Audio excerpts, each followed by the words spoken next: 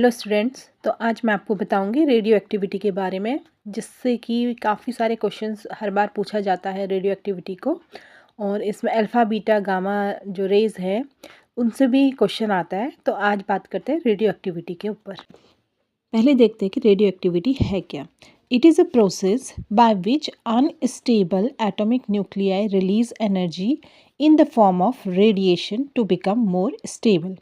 तो इसमें क्या होता है, रेडियो एक्टिविटी में क्या होता है, कोई अनस्टेबल न्यूक्लियाई होता है जिससे कि कंटिन्यूसली एमिशन होता है रेडिएशंस का। अब इसको हम किस तरीके से समझ सकते हैं कि जैसे अगर टैंकी में पानी पूरा भर चुका है तो वो क्या होगा कि ओवरफ्लो होना स्टार्ट हो जाएगा। इसी तरीके से क्या है, रेडियो एक्टिविटी भी है। क्या होता है कि नेचर में या फिर आर्टिफिशियली कुछ ऐसे न्यूक्लियाई होते हैं जो कि अनस्टेबल फॉर्म में होते हैं, जिनसे कि कंटिन्यूसली स्टेबिलिटी को गेन करने के लिए वो कंटिन्यूसली क्या करते हैं, रेडिएशंस का एमिशन करते हैं। और एमिशन किस फॉर्म में करते हैं, अल्फा बीटा और गामा रेस में। This spontaneous emission of radiation occurs naturally in some elements and can also be induced artificially। तो जिस तरीके से मैंने बताया कि नेचुरली भी होता है और आर्टिफिशियली भी हम इसको कर सकते हैं। अब है discovery of radio activity. Radio activity कैसे डिस्कवर हुआ। Radio activity was discovered by Henry Becquerel. तो ये बहुत इंपॉर्टेंट क्वेश्चन होता है कि रेडियो एक्टिविटी किसने डिस्कवर किया था। हेनरी बैक्वेरेल ने किया था इन 1896 वाइल स्टडिंग यूरेनियम सॉल्ट। तो यूरेनियम सॉल्ट के ऊपर जब वो स्टडी कर रहे थे, देख रहे थे, तो उन्होंने देखा कि यूरेनियम से कंटिन्यूसली एमिशन हो रहा है, जबकि उन्होंने उसे एक पेपर के अंदर रखा तो उस पेपर में इफेक्ट उन्हें देखने को मिला। तो हेरियम बैक्वेरेल को 1896 में पता चला कि यूरेनियम सॉल्ट क्या है, एक रेडियो एक्टिव मटीरियल है। It was researched in lab by Marie Curie and Pierre Curie. तो लैब में रिसर्च जब हुई, रेडियम के ऊपर हुई रिसर्च, तो वो किसने करी, मैरी क्यूरी ने और पियरे क्यूरी ने। तो वो किसके ऊपर करा, रेडियम के ऊपर। तो रेडियम भी क्या है, एक अनदर रेडियो एक्टिव मटीरियल है। The term radioactivity was used by Marie Curie. अब बात करते हैं हम कॉजेज ऑफ रेडियो एक्टिविटी, मतलब क्या कारण है रेडियो एक्टिविटी के, क्यों इससे एमिशन हो रहा है। तो first one is unstable nucleus. Nucleus में क्या होता है, प्रोटॉन होता है और न्यूट्रॉन होता है। मतलब कि इसमें क्या होगा, या तो ज़्यादा प्रोटॉन्स होंगे या फिर न्यूट्रॉन्स होंगे जो कि एमिट होंगे। तो nuclei with an imbalance in the number of proton and neutron are unstable. कोई बैलेंस नहीं है, मतलब कि बराबर जो हम निकालते हैं ना एटॉमिक नंबर, मास नंबर, तो उसमें वो प्रॉपर तरीके से नहीं है, बैलेंस नहीं हो रहा है। To achieve stability these nuclei emits radiations. और सेकेंड कॉज है इसका nuclear force. When the strong nuclear force fails to counterbalance the repulsion between protons, the nucleus becomes radioactive। अब बात करते हैं types of radio active decay, मतलब कि जो एमिशन हो रहा है वो किस किस का एमिशन हो रहा है। तो हम देखेंगे सबसे फर्स्ट पर है अल्फा डिके। इसको इस तरीके से, अल्फा ये इसका सिंबल है। The nucleus emits an alpha particle. Alpha particle क्या होता है, एक हीलियम पार्टिकल की तरह होता है जिसमें 2 प्रोटॉन होते हैं और 2 न्यूट्रॉन्स होते हैं, लाइक अ हीलियम न्यूक्लियस। ठीक है।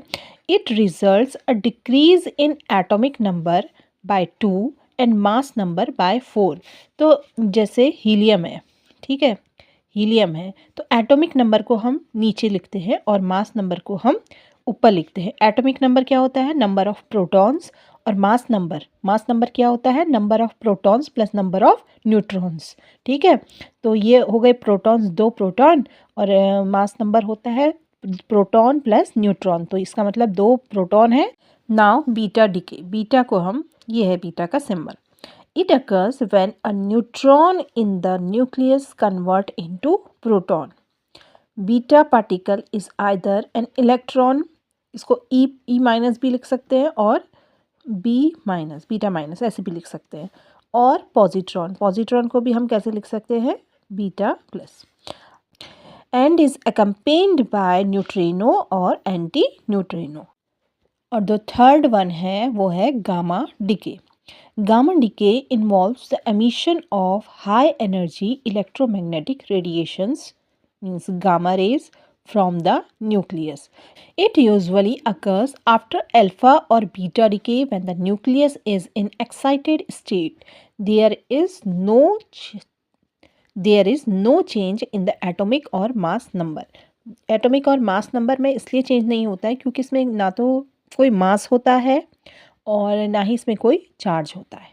अब हम बात करते हैं एप्लीकेशंस ऑफ रेडियो एक्टिविटी, मतलब रेडियो एक्टिविटी का यूज़ किधर किधर पर है। Medicine used in cancer treatment, radiotherapy and imaging techniques. आपने देखा होगा जो पॉजिट्रॉन निकला है बीटा डिके में, बीटा डिके में आपने देखा कि पॉजिट्रॉन निकला, तो इस पॉजिट्रॉन का यूज़ हम करते हैं पैट में, पॉजिट्रॉन एमिशन टोमोग्राफी में। और दूसरा जो गामा डिके है, गामा का यूज़ कहाँ पर हो रहा है, कैंसर सेल के ट्रीटमेंट में हो रहा है। Archaeology, carbon dating helps determine the age of ancient artifact. Carbon archaeology में हम कार्बन डेटिंग में क्या करते हैं कि कार्बन डेटिंग में कितनी एज है, कितना पुराना कोई भी चीज़ है वो कितनी पुरानी है ये पता लग जाता है। तो ये भी हम किससे करते हैं, रेडियो एक्टिविटी से करते हैं। Energy, energy it is used in nuclear power plants to generate electricity. ठीक है। और इंडस्ट्रियल में आ गया, radiation is used for material testing and sterilisation. तो इस तरीके से आपको एप्लीकेशंस को भी लिखना पड़ेगा। अब बात करते हैं हम डिसएडवांटेजेस ऑफ रेडियो एक्टिविटी के।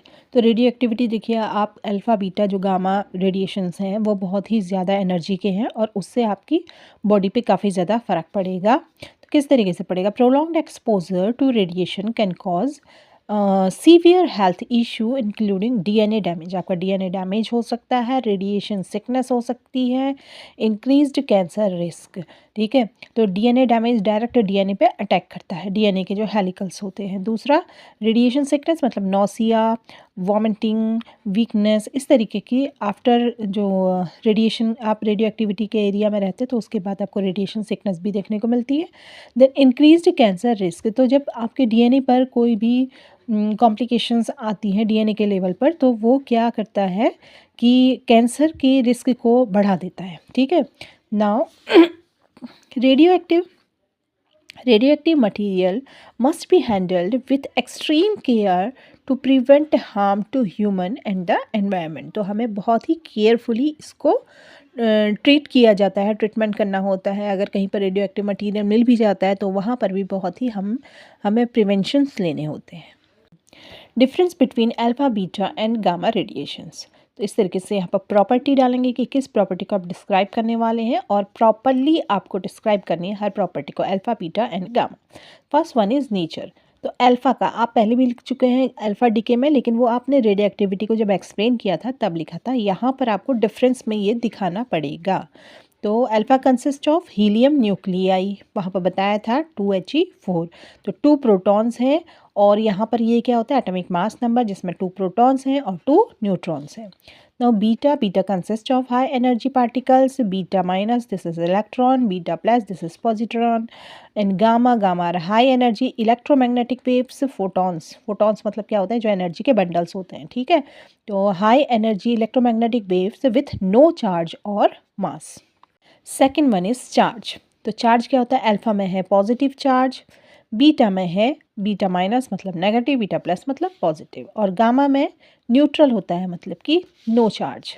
मास, अल्फ़ा में काफ़ी ज़्यादा मास होता है, हैवी होता है इसलिए, बीटा में कम होता है तो वेरी लाइट, जबकि गामा में कोई मास नहीं होता है, मास लेस। स्पीड, अल्फ़ा की स्पीड स्लो होती है, slow about 5 to 10% of the speed of light, बहुत धीमी होती है स्पीड। और बीटा की थोड़ी उससे तेज़ होती है, faster about 90% of the speed of light, जबकि gamma travels at the speed of light, और ये कितनी है 3 × 10⁸ metre per second. Now penetration power, तो पेनिट्रेशन पावर आप देख रहे हो यहाँ स्पीड भी बहुत कम है। ठीक है। तो पेनिट्रेशन की पावर क्या है इसकी, काफ़ी लो है।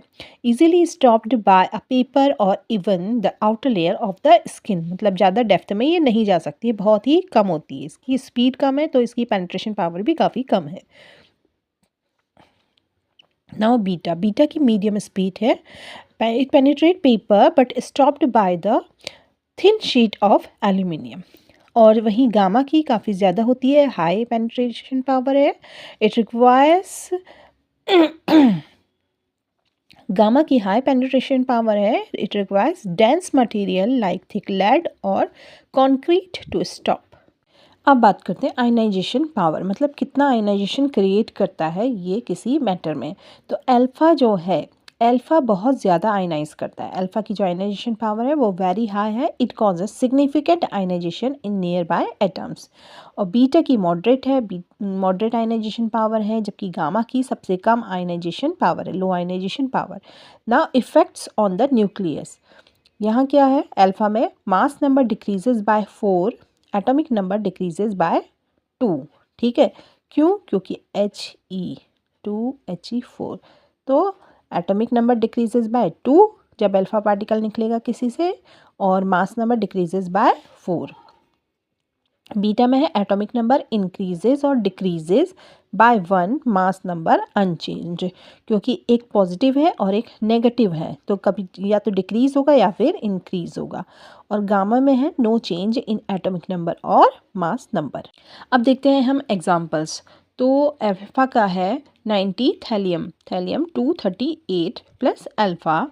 बीटा का है 7 N14, N मतलब नाइट्रोजन प्लस B माइनस। और गामा का है 27 CO cobalt 60 plus gamma. Gamma का सिंबल देख लीजिए, आपको इसी तरीके से बनाना है, उल्टा सिंबल नहीं बनाएंगे। Now biological effects. क्या बायोलॉजिकल इफेक्ट्स ये क्रिएट करता है? Highly damaging inside the body but harmless externally. मतलब अल्फा जो पार्टिकल्स हैं वो बॉडी के अंदर तो बहुत ज़्यादा डैमेज करेगा, लेकिन बाहर से कोई भी इफेक्ट नहीं देखने को मिलेगा। और बीटा है, beta can penetrate skin and damage tissue moderately, moderate biological effects ये शो करेगा। जबकि gamma, gamma deeply penetrate and harm internal organs, internal organs को ये हार्म करेगा।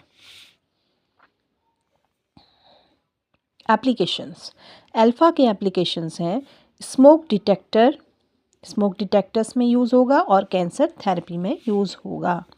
सेकंड बीटा का है, beta radio tracers in medical imaging treatment of cancer, beta positron. ठीक है, बीटा प्लस पॉजिट्रॉन। जबकि गामा क्या है, स्टेरिलाइजेशन में यूज़ हो रहा है और कैंसर ट्रीटमेंट में यूज़ हो रहा है। और ये आज इतना सफिशिएंट है। आपका रेडियो एक्टिविटी से रिलेटेड कोई भी क्वेश्चन आता है, मेनली क्या आता है कि डिस्क्राइब द रेडियो एक्टिविटी और difference in alpha beta and gamma radiations, तो इतना कुछ लिखेंगे तो ये सफिशिएंट रहेगा। ये है रेडियो एक्टिविटी का डायग्राम, जिसमें सेंटर में आपने दिखाया न्यूक्लियस, न्यूक्लियस में प्रोटॉन्स और न्यूट्रॉन्स अलग अलग रंग से दिखाना आप, और चारों ओर को क्या है, डिफरेंट ऑर्बिट्स हैं जिसमें कि इलेक्ट्रॉन्स हैं, इलेक्ट्रॉन्स को अलग रंग से। ठीक है, तो जब अल्फ़ा आप निकालेंगे, अल्फ़ा बाहर आएगा तो 2 प्रोटॉन्स और 2 न्यूट्रॉन्स आपको दिखाने पड़ेंगे अल्फ़ा में। बीटा में आपका एक होता है इलेक्ट्रॉन, जिसको कि आप इलेक्ट्रॉन वाला दिखाएंगे कलर और बीटा माइनस कर देंगे, और दूसरा होता है पॉजिट्रॉन। ठीक है, तो पॉजिट्रॉन यानी कि बीटा प्लस, जिसको आप रेड से शो कर देंगे। उसके बाद जो गामा रेडिएशंस होती हैं वो इलेक्ट्रोमैग्नेटिक वेव्स होती है, तो इलेक्ट्रोमैग्नेटिक वेव्स को आप इस तरीके से दिखाएंगे, कोई पार्टिकल नहीं है, इलेक्ट्रोमैग्नेटिक वेव है। तो ये कंप्लीट डायग्राम है रेडियो एक्टिविटी का, which you have to show in your copy.